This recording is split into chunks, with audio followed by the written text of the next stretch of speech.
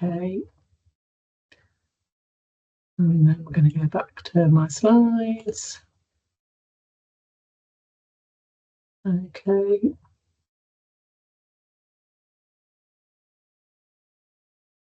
So we've got a really packed agenda today. I'm going to give you a brief update on the care bundle, what's been happening locally.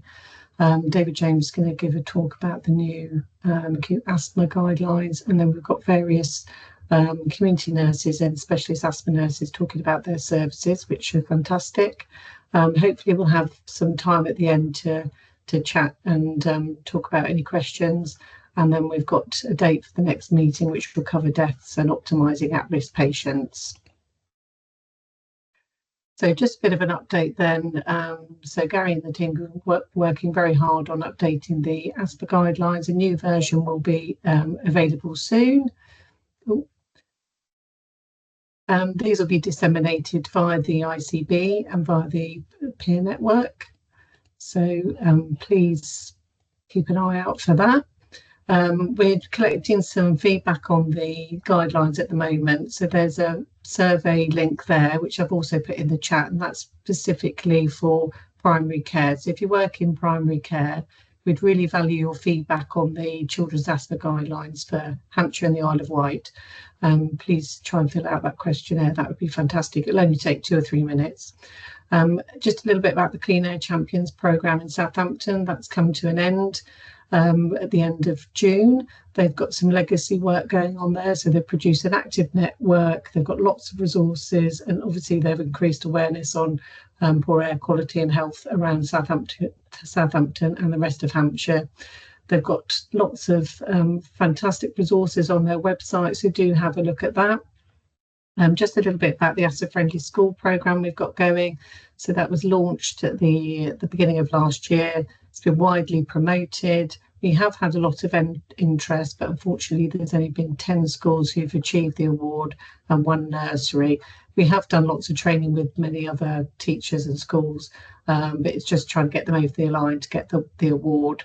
NHS England have been working with teams across the southeast to try and pull together resources so that there's one asthma friendly school package that's going to be offered to schools, just to try and increase that uptake, because widely over the country there's poor uptake of the award. If you want to have a look at the Asthma Friendly School Award, it's all on the Healthier Together platform, and there's a new email address for that, so it's all on there. And I put all the links in the chat if you want to have a look at them. So a bit about diagnostics then. So we've got some funding coming to all primary care networks in the community for Pheno devices. I've been over to St Mary's on the Isle of Wight to look at their community diagnostic centre, and that's a fantastic offering for children and adults. So you can refer all children and adults to their service. They really want some more referrals as well, so they're not as busy as they thought they were going to be. Hampshire hospitals as well have got a CDC in Andover. You can refer adults to them already, and they've applied for funding to offer children's spirometry, and they're yet to hear about that. So hopefully that'll get accepted, and that will go forward. Other CDCs in the area, so Southampton, Lymington, and Portsmouth, haven't yet, well, they don't feel like they're in a position to move forward with children yet, because they're just setting up all their services. So hopefully that will come about very soon. University Hospitals Southampton still offer spirometry and Pheno services for children aged 6 and 7 years old. And if your GP practice is not part of the local incentivised scheme, you can refer any child into this service.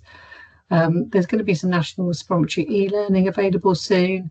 So I've contacted them about that, but I haven't had a response yet. But hopefully that's going to be available soon, and we'll let you know about that. So I've been working hard, doing lots of primary care clinics, mostly conducting spirometry. And that's been really fantastic. Met lots of amazing people in primary care. I'm going to be leaving this post in the middle of August, but before I go, I'm going to be offering some webinars on paediatric spirometry on the dates as stated there. So on the Wednesday, the 16th and the 23rd of July, just some lunchtime sessions to give people a brief catch up on spirometry. So if you want to attend those webinars, or if you want support mentorship with your spirometry, do let me know. I am available, and hopefully that will be of interest to some people. So I'll hand over now to Dr. David James. He will give us an update on the new guidelines. Thank you so much, Emma. I mean, I think so. I was asked to talk about the new guidelines, and I had to rack my brains to think if we really did have new guidelines. And I'm not sure we have revolutionary new guidelines yet, but I'm certainly going to show you the proposed changes to the community and primary care pathway for acute asthma and wheeze as part of this. I am a peds emergency medicine consultant at Southampton, for those of you who don't know me, and I'm the acute care lead for Healthier Together. And so I'll use this partly also just to introduce you guys to our new website, which I'm sure lots of you have noticed. I think Gary is somewhere on the call, and Gary, I'm sure you can chip in if I start to go particularly rogue. So I guess, yeah, Emma, pop it back onto that next slide, if that's okay. Thank you. And so I guess that the really big thing which has changed is MART. And so maintenance and reliever therapy, which obviously is now the gold standard for young people and older children, has obviously totally changed what we have previously said, because what we've previously been able to say from a Healthier Together perspective is it's the same. It doesn't really matter if you are a preschool viral wheezer, if you're a multi-trigger wheezer, if you are an asthmatic. The treatment, if you are acutely wheezy, is fundamentally the same, and that is to give salbutamol and then to escalate with Atrovent, IV therapy, steroids, all those kind of things. And so from the inception of Healthier Together until now, which is now the best part of a decade, the GP and community settings acute wheeze pathway hasn't had to differentiate between those who have wheeze and those who have asthma. As long as we don't start giving all the babies with bronchiolitis inhalers, then life is fine.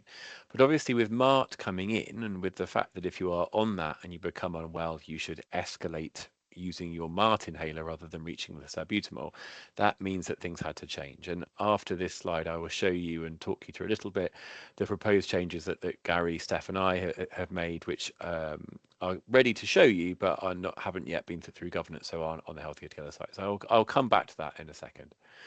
I think, what's new depends on when you last had a talk on this, and I don't know when you last had a talk on this. I don't think I've actually spoken to this group about this at all.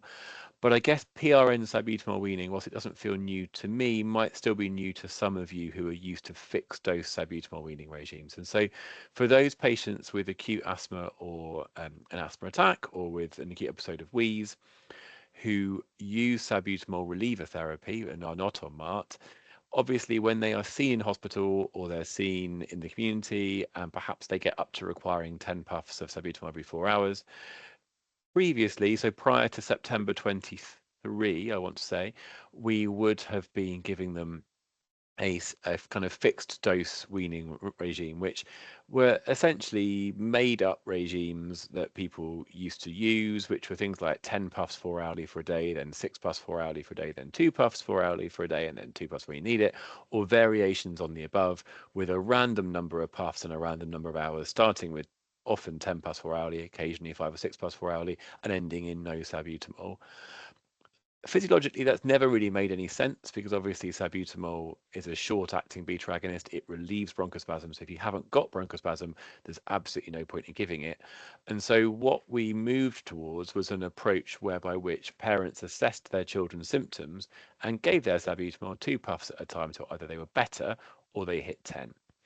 Initially, there was some resistance, not least from me. I think I probably worried it would be too hard to explain and our families wouldn't understand it. That was completely wrong.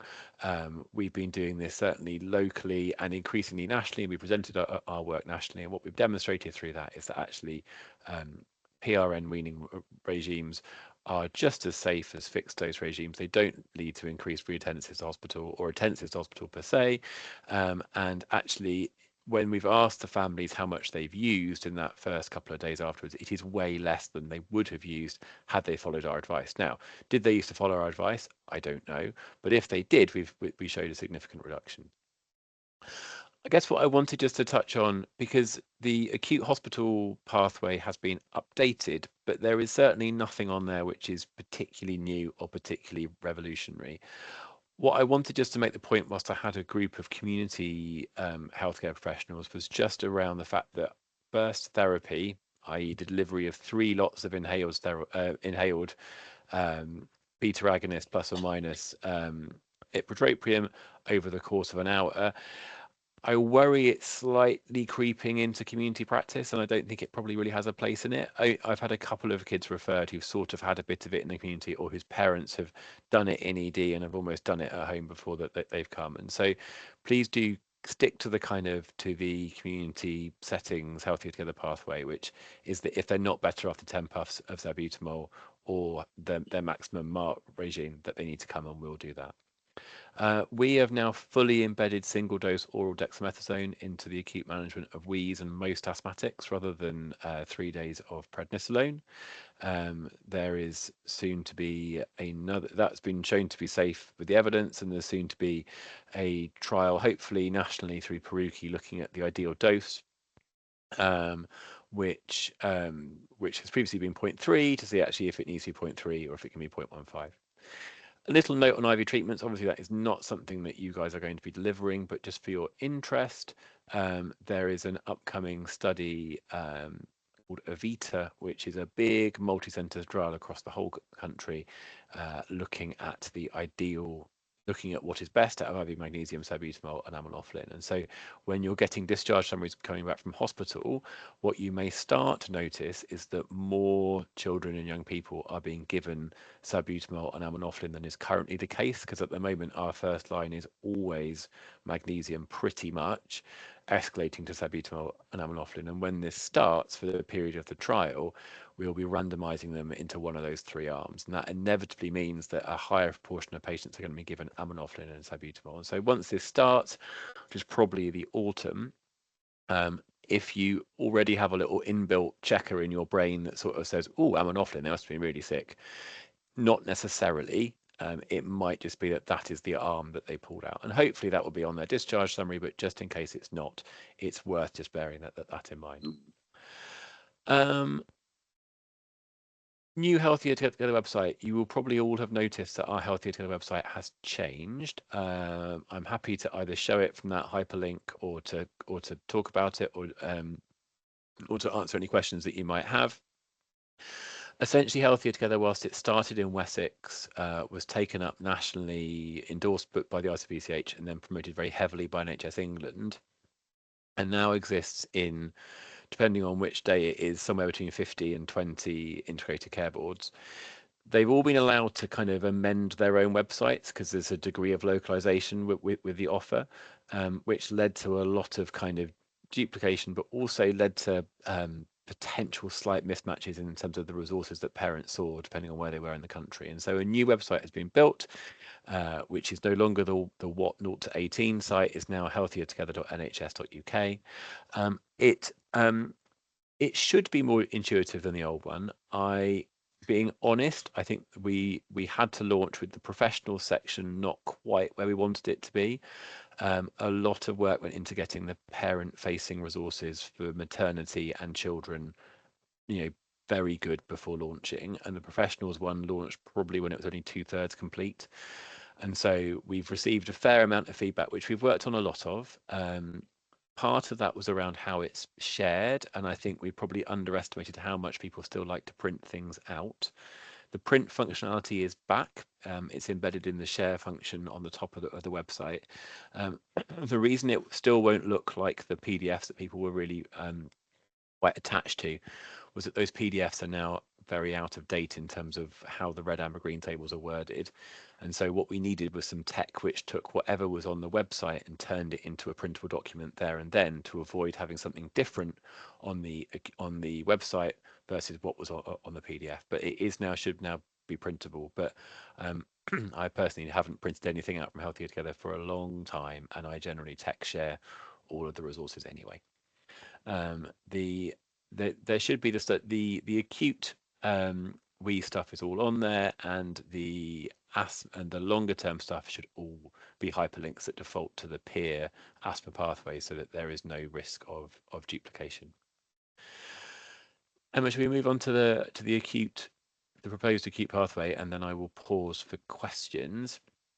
And so this is designed to replace what's currently in the primary care and community settings section for acute wheeze and asthma. It's not massively different in terms of what you do. Certainly what you do in the severe and life-threatening section is not that different. We have certainly simplified the assessment, and that assessment now mirrors the assessment on the hospital document, which is a joint Healthier Together and peer document.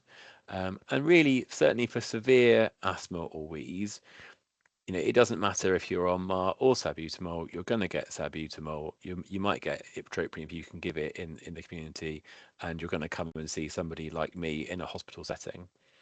The big difference, I suppose, is in the green section. And so for those who are not requiring hospitalization and can be managed in the community, it's just formalizing that differentiation between MART and PRN salbutamol, so that the healthcare professional gives the right advice. We've certainly had instances within our own hospital where professionals aren't checking if an asthmatic patient is on MART, and then gives them a salbutamol discharge plan, which then totally kind of derails all of the work that's gone into the background, getting them used to MART. So do ask that question, and if they are on MART, please do use the MART resources.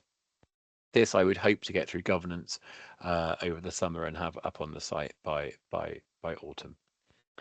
I think that's about all I wanted to say, and I'll pause and take some questions. I would love to hear about the community teams and how it's going, but I am going to have to go just before 1 to chair another meeting. But I'm happy to take any comments, questions about either this pathway, Healthier Together, or anything else relating to acute asthma and wheeze. Thank you, David. Has anyone got any questions, or do you want to pop any questions in the chat? I think the refresh guideline looks really good anyway. It's much more simple. It's easy to read there, isn't it? I hope so. Yeah, that's me and Gary and Steph bouncing this around. It says version 1. That's about version 8, but as is generally the case with our ones, it's not quite as bad as the hospital one, which I think is version 17 or something, but it's actually only the second version to be published. Yeah, gosh. Yeah, no, it looks nice and straightforward. I think the other one looked a bit busy, didn't it?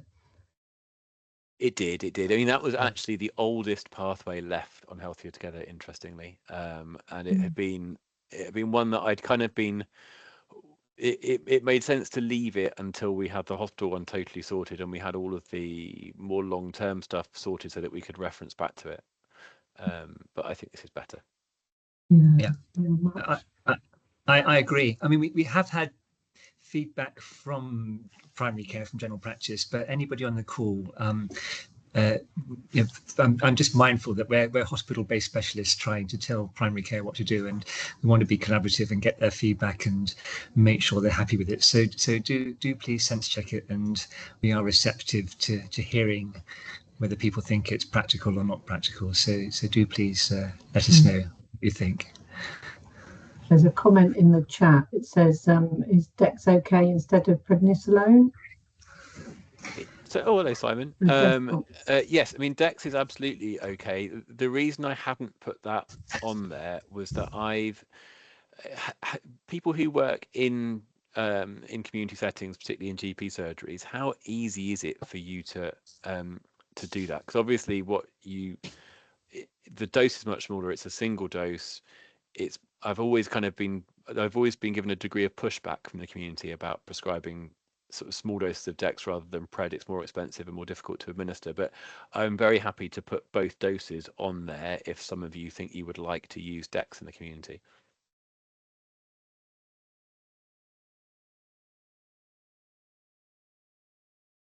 Yeah, I don't know what the feeling would be on that. So we could explore that with some colleagues. It would be good. So certainly the GPs tend not to like DEX for, as you said, many reasons. I suppose I'm just thinking of the overlap where community setting overlaps with kind of a bit of ED, and just I'm sure the next slide is the hospital setting, but as long as we're, it's okay for us to use it, that's great. But I agree, primary care don't tend to like DEX. Be interesting to know if anyone does like it in primary care apart from Brett.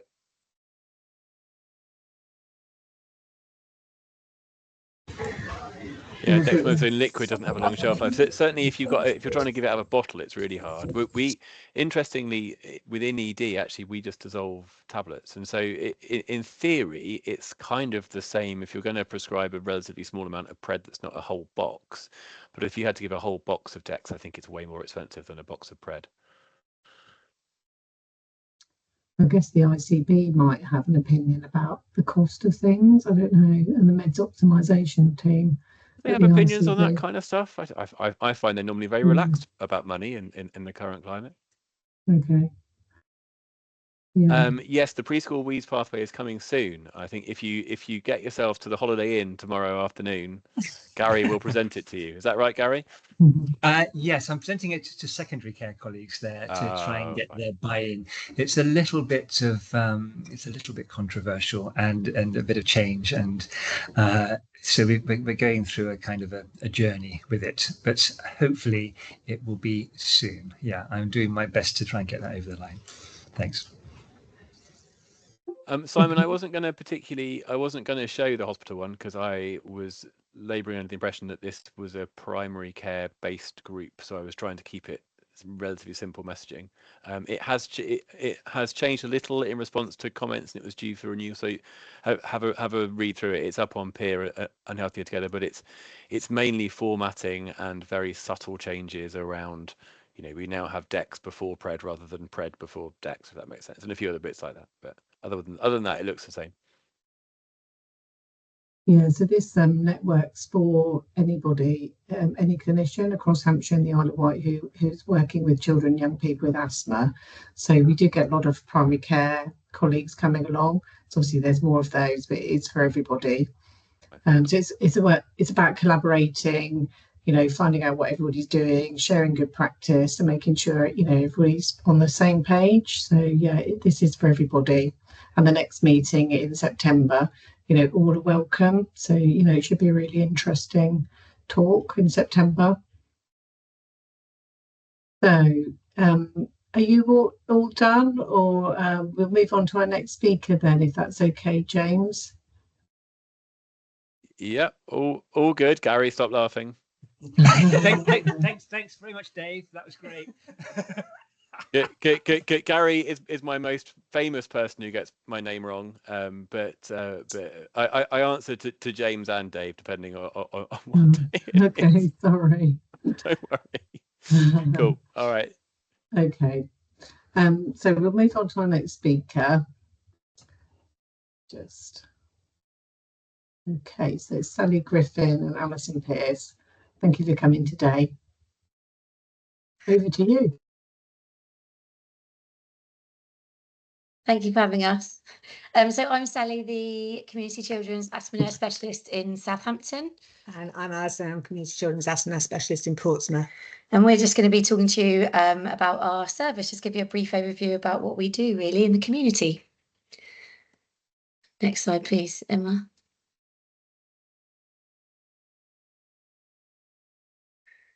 So the service runs with one part-time Community Children's Asthma Nurse Specialist in Portsmouth and one full-time in Southampton, both of which are non-medical prescribers. And Portsmouth also has a band 6 Community Children's Asthma Nurse running alongside. So through supportive care and pharmacological and non-pharmacological advice and intervention, we aim to help educate, empower children and young people and their families to manage their asthma effectively, prevent avoidable hospital attendance and admission, improve quality of life, improve school attendance and improve asthma outcomes. So we accept referrals from healthcare professionals only. They have to have a Southampton City GP or a Portsmouth City GP, need to be 0 to 16 years old, and they must have an asthma diagnosis, or if no official diagnosis, they must be taking asthma preventer treatment. So just some examples of why we might receive a referral. So newly diagnosed asthma where clinical needs for specialist support has been identified, support with pharmacological and non-pharmacological asthma management and support, asthma education, continued frequent asthma symptoms affecting quality of life, repeated visits to unscheduled care, so either GP out of hours, ED, etc., due to exacerbation of asthma, repeated oral steroid courses, poor attendance to school due to asthma, or poor quality of life due to asthma symptoms. So support may be offered through home visits or clinic appointments. We also do school visits to support if needed. We attend hospital clinic appointments alongside the consultants with the patient and family if required, telephone reviews, and we do a lot of video call reviews. We offer asthma training for healthcare professionals, so school nurses, special school nurses, and we do bespoke advice and support for schools. So if they have something that don't quite understand, we go in and explain that. And we have a lot of children who are under child protection, so we have a lot of safeguarding and support with conferences and child in need. So we just thought, I mean, every single person on our caseload is different, as you would know, and we do have quite large caseloads, but we just thought it might best explain the kind of thing we do through a case study. So this is a 12-year-old who got referred by the school nurse for poor school attendance due to asthma. We found that they'd had 6 unscheduled care episodes in the last 12 months to either the GP or ED, multiple courses of oral steroids throughout the last year, non-adherent with their daily preventer inhaler. Next slide, salbutamol dependent, not using a spacer, unsurprisingly, being 12, had a night cough which was disrupting the whole family's sleep, and the family actually thought that was normal for people with asthma. The child was explaining that he had quite a lot of exercise symptoms following football games. He would need his salbutamol inhaler, become quite wheezy and coughing after football matches. His symptoms were also triggered by colds and viruses, and we also explored some psychosocial factors, and actually he had quite low self-esteem and some anxiety, and this was mainly due to he was a bit overweight, and did struggle quite a bit to play his football, which he loved. So in total, we had 4 face-to-face home visits and 3 telephone contacts. We identified his kind of personal goals and motivational factors, which was actually football. We provided education over that duration, and it was sort of repeated, explored his triggers, gave a lot of sort of education and repeated that about the link between anxiety and asthma, and kind of signposted to resources to try and help him identify the difference between the two. Obviously gave advice about vaping, smoking, indoor and outdoor air pollution, etc. And we unsurprisingly explored alternative treatment plans for him, and prescribed him a Symbicort turbo inhaler on the maintenance and reliever therapy regime. We obviously provided him with a training whistle and made sure he could take that inhaler adequately and recheck that technique at every kind of contact. Provided him with a personalised asthma action plan, which we got him to take a photo of so he could have access to that at all times. And the outcome was he engaged with his treatment plan. He could recognise earlier when his asthma was worsening. He had no further unscheduled care episodes. He didn't even need to see the GP once in the year that he was under the caseload. He had no further course of oral steroids. He was more aware of his triggers and the kind of the link between anxiety and asthma, and actually he realised that he was taking his salbutamol when actually it was anxiety and worry, so he was starting to understand a bit more about that as well. He had no further exercise symptoms, so he was able to do more sports, and that meant his BMI was reducing, so his confidence was increasing as well because he was starting to lose weight. His night cough had completely resolved, and the family just couldn't believe it. They'd kind of almost become a bit used to the cough, and so when it wasn't coughing, they were sort of like, oh, is he all right, and going and checking on him. He improved school attendance, and then he was discharged 1 year post referral back to annual asthma reviews at the practice asthma nurse at the GP surgery. So our service goals are to support with personalised care to empower the CYP and families and reduce avoidable hospital admissions. Home visits are very, very useful in terms of seeing the bigger picture. We always identify goals, and the motivating factor for this around asthma control, check inhaler technique and space technique at every opportunity, provide a personal action plan. We educate with inhaler techniques, smoking, vaping, and indoor and outdoor pollution, and pharmacological interventions where needed, but we recognise that this may not always be necessary. That's it. So we do have a link to our website, and we do actually have a feedback video that's been created, but I don't know, Emma, if you didn't know if it would work, or if you said you might want to play it at the end rather than now. Just it's a really nice video of some things that our service users have said. Yeah, thank you. It That was didn't brilliant. work up here, but No, is it all right to do it at the end? I'm just a bit worried about Yeah, the of course. technology. yeah, that's fine. Yeah, Thanks so no problem. much. It's a lovely little video, though. I think we'll have time because we're Brilliant. sort of getting through things really quickly. But yeah, that'd be really worthwhile seeing, wouldn't it? Yeah, Thank you. definitely. Thank you. Yeah, thank you ever so much for that. That's really interesting. Does anyone have any burning questions at the moment about their service? Let's have a quick look at the chat.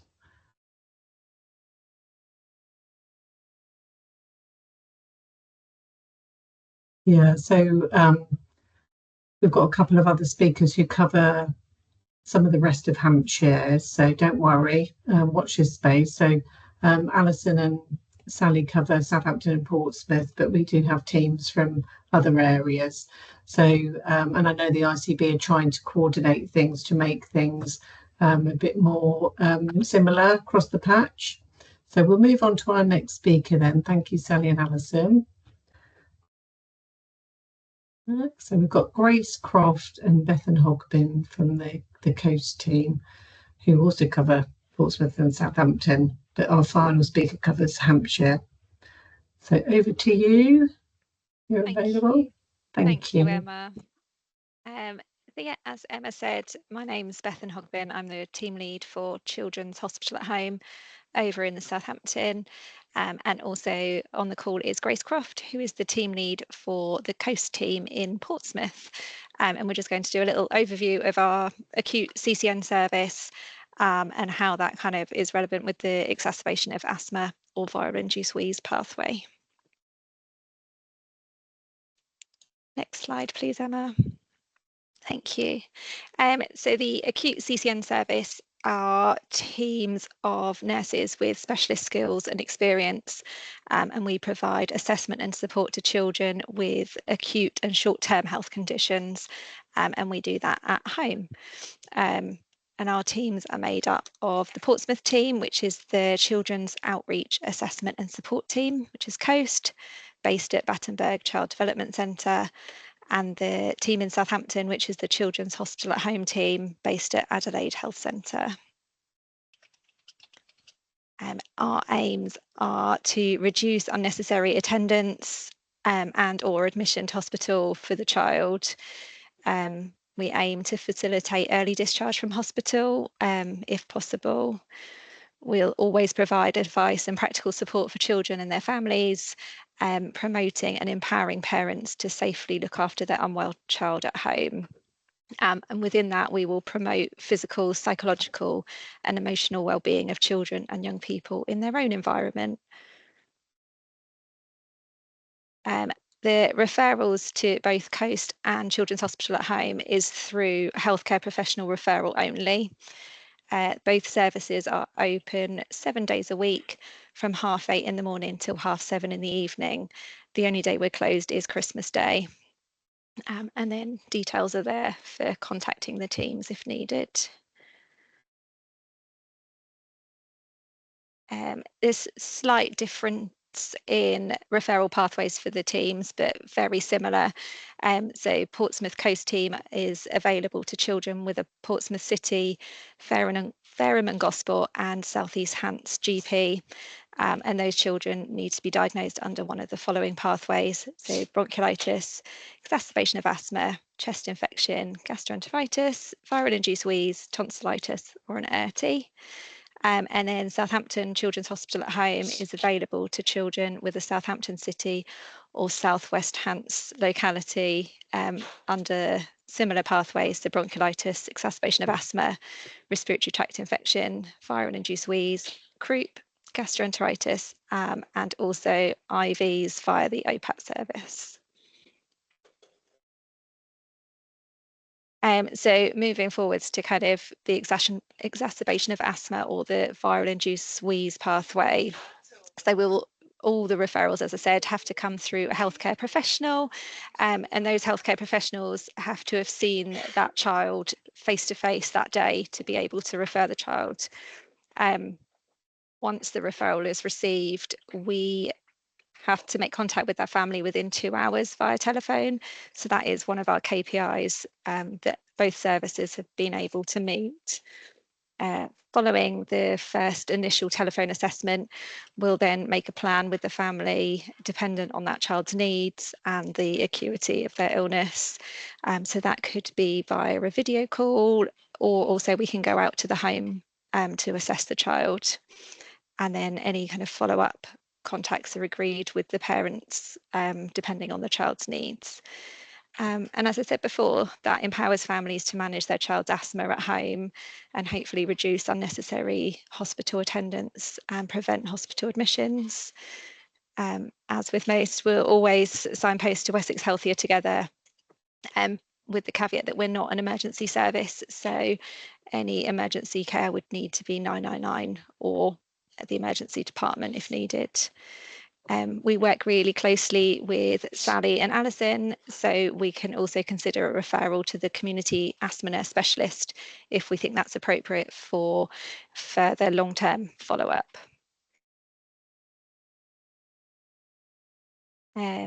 With every contact, we will always make sure that the family have access to their child's asthma care plan, or if they don't have that, with their salbutamol weaning plan, and make sure parents are happy with that and happy with following that. We'll always, with every contact, check inhaler and spacer technique, and also continue with that health promotion and education that Sally and Alison were talking about. So things like smoking within the home and air pollution. We will signpost to Wessex Healthier Together. And we'll also have conversations with referring healthcare professionals to make sure that the most up-to-date evidence-based pathways are followed. So things like making sure that they have follow-up with the GP or the asthma nurse, and the difference with the MART and the salbutamol. The children in Southampton who are under Sally Griffin's Community Children's Asthma Nursing Service also have access to the hospital at home acute asthma line. So this is again for children only within the Southampton City GP area, as they need to be under Sally's caseload. If they are unwell with a flare-up of their asthma, they can contact the Children's Hospital at Home team by telephone for support, advice and signposting. They are encouraged to have followed their asthma management plan before calling the team. And it is only telephone support. So if the team felt that they needed any treatment or prescribing, then they'd be encouraged to seek out the most suitable route, so GP 111 or up to the hospital. Again, it's not an emergency or urgent telephone line. And then future plans for the service. So we are a responsive service for short-term illnesses. However, we do facilitate the longer-term preventative support as well. So as discussed, we will suggest follow-up with the GP or the asthma nurse, and make referrals to the community asthma nurse specialist if needed. We were involved in supporting the UHS team with the salbutamol weaning audit as well, when we were moving from the fixed salbutamol weaning to the PRN weaning guideline. At the moment, we've had recent discussions with the respiratory specialist team at UHS, particularly, as I think it was mentioned in the first talk, about the preschool children and the treatment of episodic wheeze in those.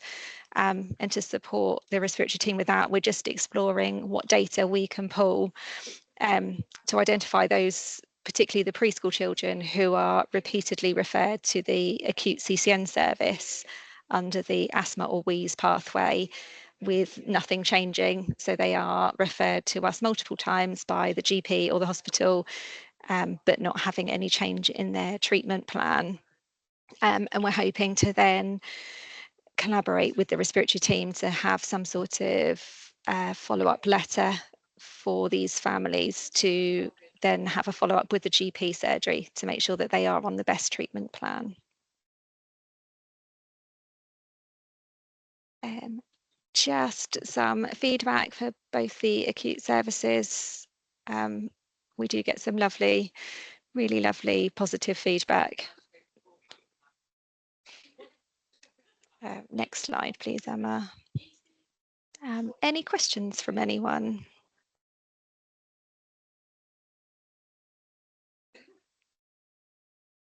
No, thank you very much, Emma. Okay, yeah, thank you for that. That's fantastic. Let me just check the chat just to make sure there's no questions. You might have had a look already. Yeah, okay.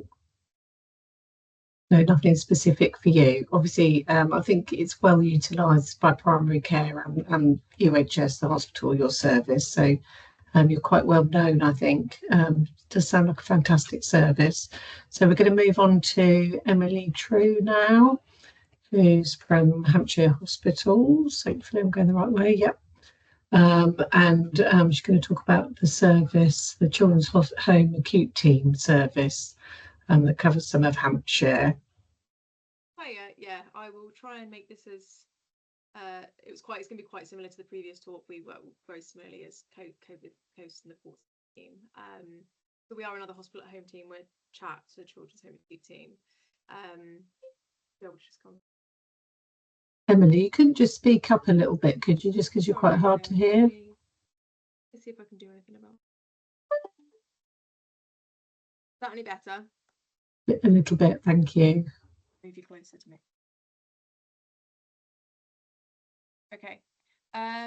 So yeah, like I was just saying, we're going to be probably a similar presentation here to the one that you've just had a look at, but there'll be a few little minor differences. So I'll just run through those. So the Children's Home Acute Team is just another hospital at home team. We cover all of North and Mid Hampshire, quite a big patch, sort of up to the Surrey and Newbury borders, all the way down to the border that Coast will take down into the Solent area. If you're able to go on to the next slide for me, Emma. So we're a nurse-led team. We are made up of primarily Band 6 nurses, but there's myself and Charlie Fletcher as the Band 7s leading the service. But we are based within, we have an office within Basingstoke Hospital and another in Winchester Hospital. So we work very closely with our medical colleagues on the children's units there. We have about 13 different clinical pathways that we can accept patients from now, and we also deliver IVs at home as well as taking bloods from the little PGS babies. But I've focused this chat obviously just around our wheezes and our acute asthmatics. So our aims, very similar to the last presentation, we are aiming to keep children out of hospital where possible, and also to facilitate that early discharge. We are trying to also decrease any reattendance seen at the ED and GPs. And recent sort of data we've had from our families is that 35% of them have actually told us they would have almost definitely re-presented without us. So we're trying to collect that data to try and sort of prove the impact of having a hospital at home team and what that has both on families and on the hospitals themselves. Also, by having our hospital at home team, we're aiming to empower parents and families to manage their acute episodes at home where they can. Sometimes we know they can step in a little bit early, and we're trying to really work with them to keep them at home for as long as possible. So we now work with 35 GP practices across the area. We take referrals from our ED departments and our assessment units, both in Winchester and in Basingstoke, as well as our inpatient wards. We can accept them over the telephone, which is mainly with what our GP practice would do, but in-house would generally will receive an e-referral or a summary of their discharge, and we can accept those all as referrals. All of our children have to have been seen by a medical practitioner. We don't have A&Ps in the team as of yet, so we can't diagnose our children, so they will need to have that diagnosis of whatever they're coming to us with, whether it's the viral induced wheeze or the asthma diagnosis. We are also working currently closely with our chronic CCN team, just to see if we can start taking referrals of those, because sometimes there's a little bit of a gap of those children being referred to us, but that's something new we're working with at the moment.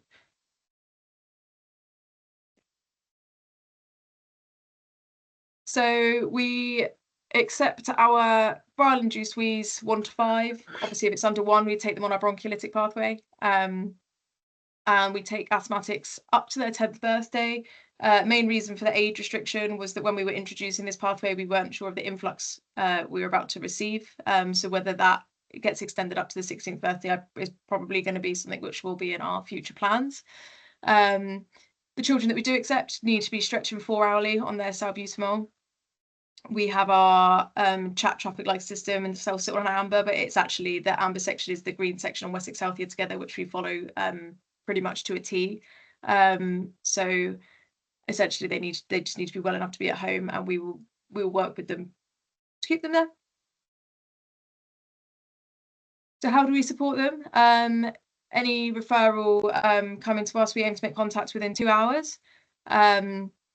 And everyone gets an initial over the phone assessment from our nurses, and we will try and gain an understanding of sort of how poorly they are, where they're at in their treatment, and we will go over and make sure that they've got a good understanding of their weaning plan, of their salbutamol. Again, it was talked about earlier, so we very much follow the give 2 puffs at home, wait, give 2 puffs. We then work with those families, and they know if they reach 6 puffs to give our team a ring on our phone number, which is 24 hours a day, but we're in the office 8 till 8 Monday to Friday, and then 9 to 5 Saturdays and Sundays. So if they reach 6 puffs at home, they will give us a call. And as was discussed earlier, if they reach 10, they know that they do need to be coming in. So we can assess them via video. If we're sort of immediately worried and we want to see their breathing, we will request a video, which we can look on WhatsApp. From that, we can either say, you know, we're looking okay, let's continue, or we pop out and we do an assessment at home, or we can ask them to come in if we're very, very worried. Any child that is still having salbutamol 48 hours after discharge home will get a home visit from our team, so that we can have a good proper face-to-face assessment. During those assessments, we make sure, obviously, this we are, as previously talked about in the other presentation, there's a lot of sort of advice given to families on how they can manage their wheezes. We give inhaler technique advice, and yeah, I was having a look, and we generally get about across site 80 wheezy patients a month. So some are obviously with us for a little bit longer. Average though is around 2 to 4 days they'll be with the caseload. If they're still with us at sort of that length of time and they're wheezy, we would probably be looking at getting them a medical review if it's going past that length of time anyway. We also work closely with our nurse practitioner, who may be on this call, Katie Reed. She runs her respiratory clinic. So if we are finding that we're getting referrals of our wheezy children sort of 3 times in a 12-month period and they've not been seen, we can pop that referral into her, and she can vet those and make sure that they're looked after properly from her end as well. So a very quick case study, just to kind of, as the others did, just to kind of give an idea of what we can do. This was quite a straightforward case study, just an everyday one. So a 3-year-old referred to us under a viral induced wheeze pathway, who was initially having back-to-back nebs on the ward, and then was able to stretch 4-hourly. So we did our initial phone contact with mum, and she last gave the inhaler 3 hours ago and gave 5 puffs, but some point over discharge I'd got a little bit confused with how to sort of use her wheezer plan, and was unsure on when and how to administer the inhalers. She was also a little bit worried that the child was sucking in, so chat on that first initial assessment made the appropriate decision to go straight out and review the child at home. Whilst observations were in safe limits, there was subcostal recession and tracheal tug, and a widespread wheeze on auscultation. After 6 puffs were administered via the 2 puffs wait method, the chest was clear and all recession had settled. Mum, after that, was happy with how to assess breathing, how to deliver the inhalers, and how the wheeze plan worked. And that was all discussed with her on that home visit. So at that point, it was made that they were safe to stay at home, and we then agreed a 3.5-hour follow-up phone call as we approached the 4-hour mark, at which point that particular mum was happy that she was managing well at home with her little boy, and the decision was just that chat would be in touch in the morning, but mum would have access to us at any time should she need us. So as a result of that situation, it gave the team that time at home to educate mum properly outside of a hospital setting, which I think we know can be really valuable for parents, and help to keep the child at home. And that's that. Thank you.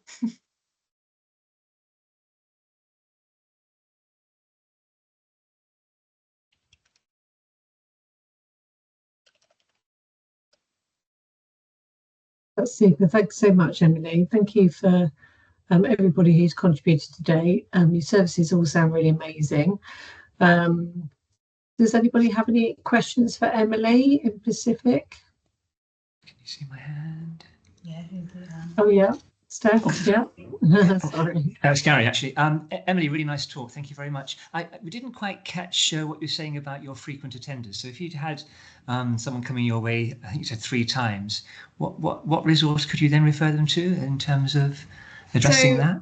We've got our nurse practitioner who runs a respiratory clinic at the hospital. I think it's once a week. So we have a referral form that we can put into her, and she's able to then have a look at that, and she'll make the decision if it's appropriate that they're then seen in her clinic. So it's a relatively new initiative we've had, that we've been able to do that, rather than previously we were having to continuously send it back to the GPs for the GP to refer into that respiratory clinic. But recently we've been able to do it. Brilliant. Thank you. Thank you very much. Thank you. Are there any other questions? I know there was some chats in the chat. There was a question about the forest not being covered by community support. Hopefully that will change. We've got some people here from the ICB, and I believe the Isle of Wight, there isn't a similar service. I think Chris is there. Anybody from the Isle of Wight want to comment on that, or the New Forest, or the ICB? And Steph, do you Yes, your hand still up? Sorry, can you hear me okay? Yeah, who's that? Yeah, Is that Chris? it's Chris. Yeah. Oh, hi there. Hi. No, Thanks we for don't coming. have a similar service to everybody else, unfortunately. We're on the allergy centre, so we do all of the plans, inhaler technique, everything like that, but we have no support after that. All we can do is run a PIFU, so that if there's any exacerbation, they can contact us and we can give them the next available outpatient, or otherwise they're directed to urgent care. That's the only procedure. Otherwise, I believe on children's ward they have 24 access, so they can actually be seen on the children's ward. So it runs slightly similar. We don't have a community paediatric respiratory team to see them, really. Is that something you might be interested in? And do you think there's a need there? I guess it all comes down to resources and finance at the moment with everything. Everything's pretty tight. So if there was the resource and finances, then I'm sure they would proceed with it. Yeah. Oh, Sian's on. I see Sian's online. Oh, right. Yeah. Hi there, Sian. Hi. So I think, God, it sounds amazing. We would love to do that. Yeah. But, everything we ask, there is literally no money. But if there was any influence from the ICB, saying that this was a need and how well it's going down everywhere else, then that would be great ammunition for us to take. So I think we've got Jeanette, I don't want to put you on the spot, Jeanette Keat, who's from the ICB, and Sadie. So they might want to comment now, or you can catch up with them afterwards about, potential pathways and funding for things like that. So I know Jeanette's been looking into it, haven't you? Yeah, I have actually, as part of the kind of community nurse overview, really. So it was interesting to hear today. But and we are looking. One of the ICB kind of aims is to look around equity of service. So I can see the comments. There isn't really much money around at the moment, as you know. But Sian, do you want to drop me a line and we can go from there? Would that be helpful? That'd be really helpful. Thank you. Okay, thank you. Yeah. I'll put my email address in the comments. With regards to the New Forest, I think, Bethan, you mentioned that you covered a bit of the southwest, but that doesn't cover the New Forest then. Is that right? No. Yeah, so we do cover the New Forest with Children's Hospital at Home. Yeah, it's the acute asthma line that we only cover Southampton City, as we're those children need to be under Sally's community asthma service. It's yeah, there's just certain parts that we don't cover, but I think there's a bit of crossover with the chat team with parts of Charnesford. Okay, I think there's so like a GP practice in the New Forest could contact you for support if somebody's having a problem with the asthma. If it was an acute exacerbation, they could contact us. Yeah, so there is some services. That's really good. It's just parts of Eastleigh, wasn't it, that there's bits missing, I think. Yes, Emily? Yeah, I was just going to say with Charnesford and Eastleigh, initially chat was told we would be taking them, but we don't at all. Okay. Why is that, do you think? So I think there was an issue with funding, is what we were told initially when we were told we were getting, when we had our big expansion from Basingstoke to the whole of North and Mid. We were told the funding for Eastleigh and Charnesford was coming. And then all we've been told since is that it kind of got sucked up. And we've not received it. So we can offer those children, if they're referred to us, over the phone support, but we're not able to go visit them. Okay, that's a shame. I think GPs can't. Okay, well, can't refer in anyway. No, but it's probably quite a busy area, isn't it? So it's probably a need there. Jeanette, did you want to comment on that? Yeah, sure. So Eastleigh Chandlersford, we were looking at, and we're in conversations with HHFT about that extension actually, and that sort of has dwindled a bit. You're right, Emily. I will pick that back up again as part of the review we're doing. The other part we don't have cover is Ringwood and Fording Bridge at the moment across the Hampshire patch, and that's been a historical kind of gap in commissioning, which again we are addressing. So we've got that equity across the patch, or some line of equity. We're working towards having that kind of service for everyone. Yeah, that's great. Thank you. And Charlie? Sorry, I was just going to add. Hi, I'm Charlie. I'm the other team lead for the chat team at HHFT. I was just going to add on, just off the back of what Emily was saying about Eastleigh and Charnesford. That obviously for our team at Winchester, we do have a lot of patients that we could go out and see if we had that funding. So it would be great if, I know you said, Jeanette, you're going to look at trying to push that through, especially with the winter come. I mean, I don't know how quickly that would happen, but I know for the girls at Winchester, it becomes quite frustrating when they can't go out and do those visits, and that huge quite pool of patients that we just can't get out to. Thank you. Thanks. Thanks, Charlie. It's helpful. Yeah, it's a really big patch you cover, isn't it? Actually, sort of geographically, it is a really big quite patch. Challenging. Yeah, if you're quite a small team as well, how you sort of see all these patients from one end of Hampshire to the other must be quite fun, I'd imagine. Yeah, we manage it. The girls, we as a team, we like getting out there and visit. So yeah, it's always we manage it. But yeah, it would be really good at some point to kind of get that Eastleigh Charnesford funding, so that we can at least be providing that to that quite big group of patients at the moment that aren't getting our full service. Yeah, definitely. Sounds like there's a need there. Thanks, guys. So we're coming to a close. If anybody's got any burning questions, put them in the chat. We'll share the video and the slides. We've just got a little video if anybody wants to stay on, that Sally and Alison have produced about how wonderful their service is. So it's just a nice fitting ending just to share with you. So I'll pop that there if I can find it. Here we go. Hopefully you can see it. Can you see it?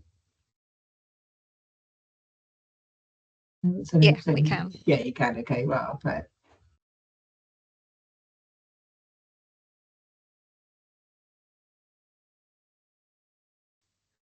There's no sound, Emma. Okay. Yeah, do you want to share it? I'm not sure I'm technical enough to be able to sort that out. I don't know that I have either. I can't remember the button you have to press to do the sound. Okay, it says it's on. Can you not hear anything? Typical, isn't it? Yeah.